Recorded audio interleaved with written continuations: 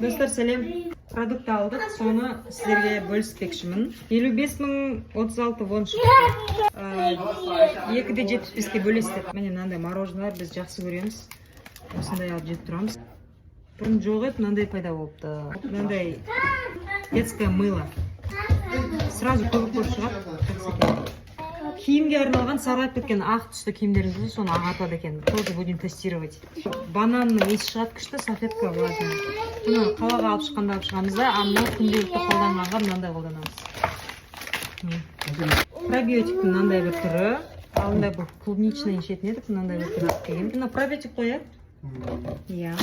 Сүттер, мені осындай сүттерді ішеді, біздің обязательно.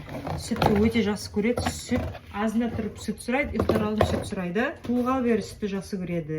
Мынау сапасын бүйтіп кеше қарасам, составын оқысам жақсы екен. Мына бір значогы бар екен. Осы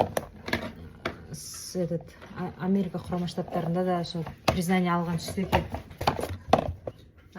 Арома ойып деген жидкость для стирки.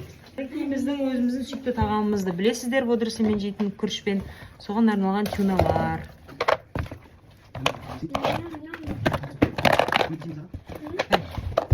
Осы жалпы.